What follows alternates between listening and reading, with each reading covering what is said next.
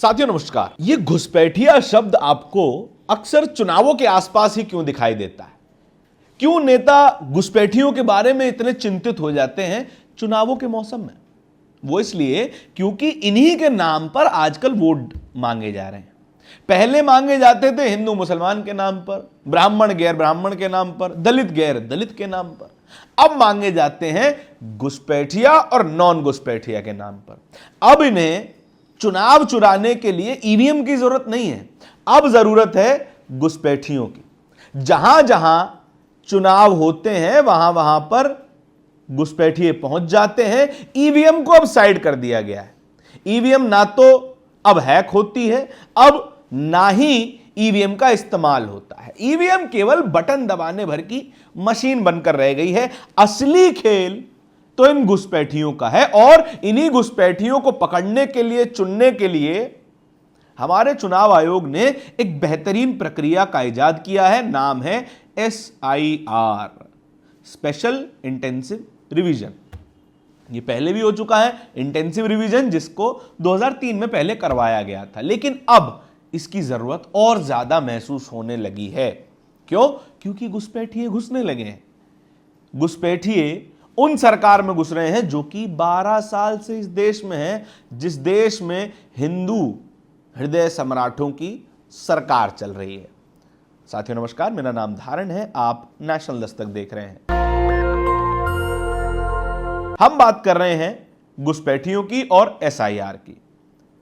बीते कई चुनावों में सवाल उठते रहे कि ईवीएम किस तरीके से हैक हो जाती है, ईवीएम में क्या गड़बड़ियां हो सकती हैं। हालांकि वो सवाल आज भी उतने ही मौजूद बने हुए हैं जितने कि तब हुआ करते थे। लेकिन ईवीएम के साथ साथ अगर इसमें SIR का तड़का लगा दिया जाए तो चुनाव में भगवा ही भगवा नजर आएगा, कमल ही कमल नजर आएगा। ऐसी स्थिति बिहार में देखी जा चुकी है और अब कई राज्यों में और देखी जा रही है। और इससे सबसे ज्यादा प्रभावित जो राज्य है वो है उत्तर प्रदेश। उत्तर प्रदेश में अब धर्म की राजनीति गायब हो गई है। वहां पर घुसपैठिए ढूंढे जाते हैं, बांग्लादेशी घुसपैठिए उत्तर प्रदेश में ढूंढे जाते हैं। खैर, बंगाल में तो घुसपैठिए ढूंढे ही जा रहे हैं। असम में हिमंता बिस्वा शर्मा बीते कई सालों से घुसपैठिए ढूंढ रहे हैं, हालांकि मिले इन्हें एक भी नहीं। एक बार भी सरकार ने प्रेस कॉन्फ्रेंस करके यह नहीं बताया कि हमें कितने घुसपैठिए मिल गए हैं, कितने बांग्लादेशी घुसपैठिए, कितने म्यांमारी घुसपैठिए भारत में घुसे हैं, एक बार भी नहीं बताया है। लेकिन घुसपैठियों के नाम पर चुनाव जरूर जीते जाते रहे हैं। उत्तर प्रदेश में SIR की प्रक्रिया पूरी हुई, अब ड्राफ्ट लिस्ट सामने आई है। लिस्ट को फाइनल होने में अभी समय लगेगा, फरवरी तक का समय लगेगा। लेकिन ड्राफ्ट लिस्ट में से किन किन लोगों के नाम काट दिए गए हैं? अमर्त्य सेन, अर्थशास्त्री, नोबेल लॉरिएट अमर्त्य सेन का नाम काट दिया गया है। हमारे पूर्व नेवी चीफ अरुण प्रकाश का भी नाम काट दिया गया है। यह खबर देखिए, खबर की हेडलाइन क्या कहती है? Former navy chief Arun Prakash got SIR notice to prove identity. जरा दिमाग लगाइए, जिस व्यक्ति ने भारत की नौसेना का अध्यक्षता की हो, वो व्यक्ति अपनी पहचान सिद्ध करे, उसको नोटिस भेजा गया है। अब सारा मामला गड़बड़ाता हुआ दिखाई दे रहा है, क्योंकि ऐसे ऐसे लोगों को नोटिस जा रहा है जो कि भारत के नागरिक यदि नहीं है तो फिर उन्हें इतनी जरूरी पोजीशंस पे बिठाया क्यों गया? नेवी चीफ बनाया गया, यानी कि यह बात सिद्ध है कि वे भारत के नागरिक हैं, तो फिर SIR का नोटिस किस लिए? लेकिन SIR की प्रक्रिया जिस जल्दबाजी में हुई है, उस जल्दबाजी से साफ पता चल रहा है जो डेटा सामने आया है। डेटा राज्य चुनाव आयोग का अलग और केंद्रीय चुनाव आयोग का अलग सामने आ रहा है। इस बात को चिन्हित करते हुए अखिलेश यादव ने एक पोस्ट भी लिखा। यह ग्राफिक उन्होंने शेयर किया। विधानसभा SIR, उसमें कितना आंकड़ा है? 12,56,00,000 वोटर्स का उत्तर प्रदेश में विधानसभा के स्तर पर। पंचायत SIR, वहां पर जो डेटा है वो है 12,69,00,000 वोटर्स का। ये इतना बड़ा गैप कहां से पैदा हो गया?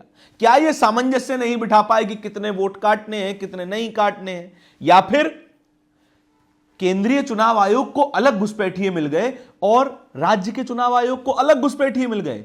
बड़ा गड़बड़ झाला हो गया।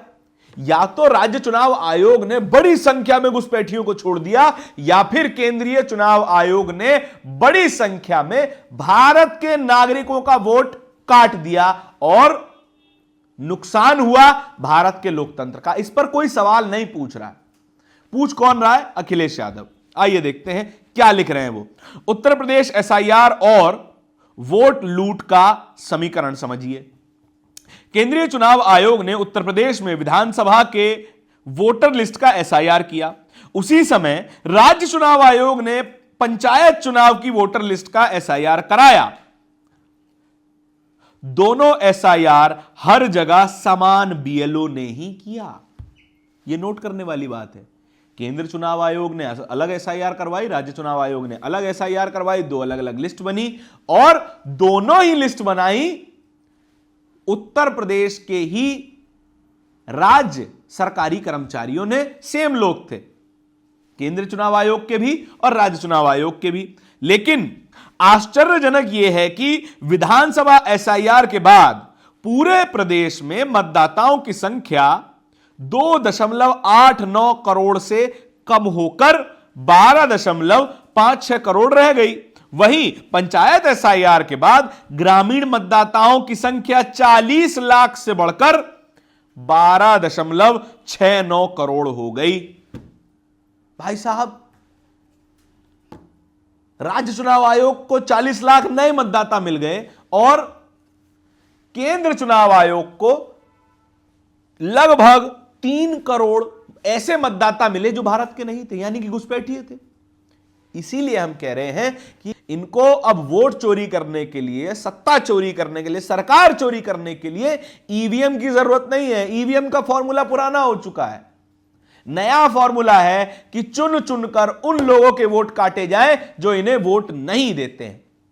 यह बात कितनी सही है, यह खुद योगी आदित्यनाथ बोल रहे हैं। योगी आदित्यनाथ ने अब एक सभा को संबोधित करते हुए कहा कि ये जो लोगों के वोट काटे जा रहे हैं, लगभग 3 करोड़ वोट काट दिए गए, वो इनके खुद के वोटर हैं। यह बात कहां से सामने आई है और यह डेटा योगी आदित्यनाथ ने कहां से दिया है, यह हमको तो नहीं पता है, योगी बाबा को खुद बताना चाहिए। उसके बाद उन्होंने कहा कि हर बूथ पर 200 वोट जुड़वाइए। अब ये 200 नए लोग कहां से आएंगे, यह भी किसी को जानकारी नहीं है।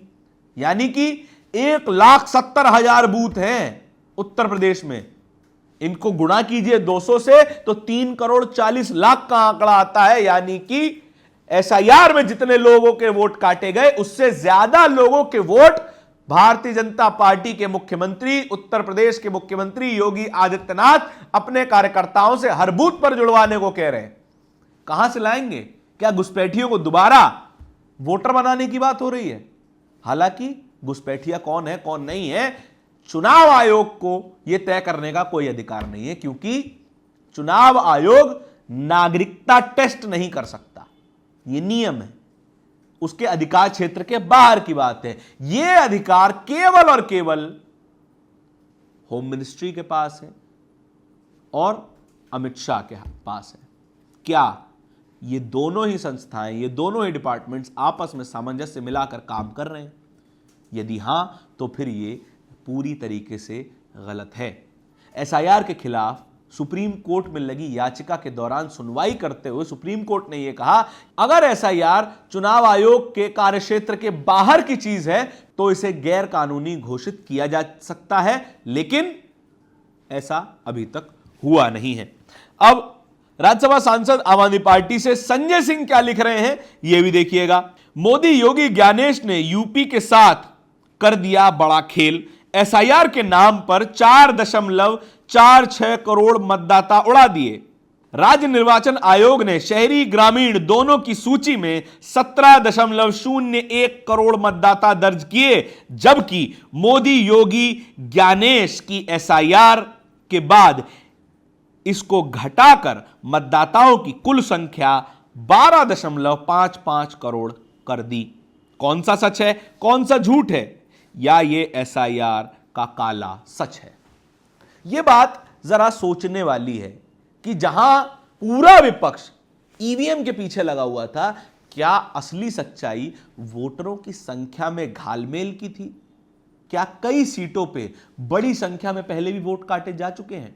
हां, वोट तो काटे जाते रहते हैं, लेकिन इतनी बड़ी संख्या में वोट काटा जाना अभूतपूर्व है। इससे पहले यह नहीं देखा गया है। कई जगहों पर एक ही पते पर कई कई परिवार रह रहे हैं।